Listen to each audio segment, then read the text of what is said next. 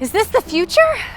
Tell me, what are pockets like for women here? Like the little pouches sewn into clothing? Yes, they finally sewed them in for women. Well, for the most part. Well, here, look at this. Okay, Ooh. Oh, that's not great. It's not even a real pocket. Oh yeah, that one checks out. Well, I think I'm just gonna go back to my own time. Wait, what's that? Oh, my time travel device? That too, but no, that. Oh, that's just my tie-on pocket. Hey, I gotta learn to make one of those.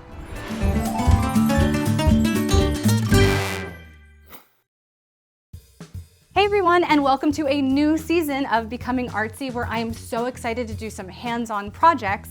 And for this episode, I am meeting with Cynthia Konow-Brownell, who is a member of the Society for Creative Anachronism, how cool is that, and an expert in historical textiles. She's gonna teach me how to make a medieval pocket. So let's go. Oh my God, hi! You brought so much stuff. Oh my God. Since the beginning of humans, we have always needed and wanted to carry stuff. These are our 9th century Norse. This one has more of a Russian influence. We've done this with baskets, bags, backpacks, pouches, purses, and pockets. And believe it or not, pockets that are sewn into clothing are a pretty recent invention. Well, at least for women's fashion. Men's pockets sewn into clothing were invented probably around 500 years ago, sometime in the 16th century. And they had all sorts of cool pockets over the years. Pockets in their tights, bottle pockets, watch pockets, ticket pockets. And by the early 20th century, if you had a whole business fit, you might have been rocking like 24 pockets. But for women, sewn-in pockets didn't really catch on until about the 19th century, and they went in and out of fashion as silhouettes changed. But being resourceful, women in the Middle Ages made their own tie-on pockets, much like the ones we are making today. Well, probably like the ones we're making today. We don't have a lot of actual material evidence that survives from the Middle Ages. What we do have is art, and I always have to give my art disclaimer, which is basically that art is not documentary. Larisa is the assistant curator of medieval manuscripts at Getty. You might remember her from our jousting episode in season 2, or maybe her Instagram reels. And what she means is that even though you might see something like this Duchess in 1675 wearing her riding clothes with a pocket and men's accessories, it doesn't necessarily mean that that was reflecting what she was actually wearing in her day-to-day life. Just like artwork now, things can be symbolic or illuminate controversy, start a discussion. But of course, people have needed to carry things since the dawn of time. So we do have visual records of a lot of these things. Larisa and I looked at a variety of images that likely did represent the pouches and purses of the day. And a lot of those were actually direct inspiration for the recreations that Cynthia makes, including this purse from this image and also this hip pouch from this image, which Cynthia demonstrated for us in person. This is like a medieval fanny pack, is essentially what it is. It is, absolutely. So what would women be carrying around in their medieval pockets? I may have various tools that I need to accomplish a job. I might even have my knitting tucked away in here because peasant women never wasted a minute of time. I might have a knife and a fork. I might have, I might even just have a spoon. I like that. Always something to do, always something to eat with. They've got their priorities right, those medieval people. Yeah. So the medieval fanny pack was part of this peasant woman outfit that Cynthia was wearing. But I then helped her into a more middle class outfit where I unexpectedly learned a whole bunch of medieval couture terms. It's interesting because it has the side slit. You don't put your hand in from the top, you put it in from the sides as if it's a pocket. It's actually called a welt opening. A welt opening. So that's a couture term. Oh, So like medieval couture. Oh, hey, medieval couture is a thing. There's a little flap of fabric that comes over. It's called a placket. What women wore as a supportive layer was this garment called a kirtle. I've got my shift, just my underwear basically. I would live in my chemise, and then on top of that I've got a partlet, because back then it was so cold. Partlet.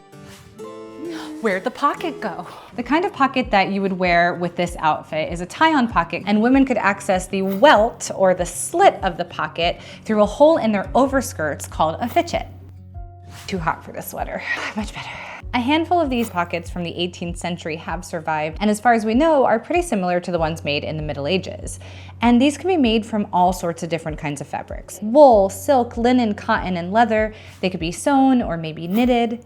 Cynthia taught me how to sew our pocket using some pre-embroidered fancy wool fabric for the front, a simple cotton fabric for the back, and some authentic medieval sewing supplies from her kit, although you can just use modern day stuff. The first thing we did was make a pattern from Cynthia's existing Sakachia. Next, leaving a little space for our seam, we cut both pieces of fabric into our pattern shape, and then to make things easy, we cut the top fabric completely in half. But you can also just cut the slit wherever you'd like. For our easy tie-on pocket method, we sewed above and below the welt, and then we folded in the edges of the welt and we sewed that up. And then we sewed together the top and bottom fabric pieces, fancy side in, all along the edges here. And we did this using a combination of something called a running stitch and a back stitch. And then for extra security, we went around the edge with a blanket stitch. When I first started doing this episode, after the initial excitement about medieval pockets went away, I start scripting and I'm like, what am I doing? An episode on pockets? But then as I started doing research, I realized that this seemingly innocuous part of human culture actually was a very deeply meaningful and revealing one. Pockets have come up in women's history as an analogy for voting rights and, unsurprisingly, as a symbol of gender inequality. Why are women's pockets on modern clothing so darn inadequate? I mean, that to me is just the ultimate question. And honestly, there's really not a great answer for that. Although to be fair, look, I do have clothing that has some pretty great pockets in it. But overall, fairly consistently, women's clothing do not have the best of pockets, especially compared to men's clothing, which is why we are here doing an episode on how to make your own pocket. Medieval style, of course. Because why be normal? Yes, you have achieved pocketness. This is so cool. This is what they used in medieval times. It is. There's something really connecting about it. Yes. Like people for hundreds of years were making these. You're having an experience that people hundreds of years ago also experienced, and you're experiencing it in the same way they did with hand stitching. Yay. So our last step is to sew a little bit of a belt loop here, or alternatively, if you wanted to, you could just cut the pattern a little bit short and then sew it off at the top, and then add some other kind of ribbon or other tie here so that it comes with its own tie. Put that guy on. Goes right through. There you go. Oh, wow, that looks good. That's spiffy. It is. How would we refer to each other? Ah, well ye. Well met. Well met. Well met. I look upon your handwork and I'm amazed. You did a lovely, lovely job. Thank ye. Yay, verily. Huzzah!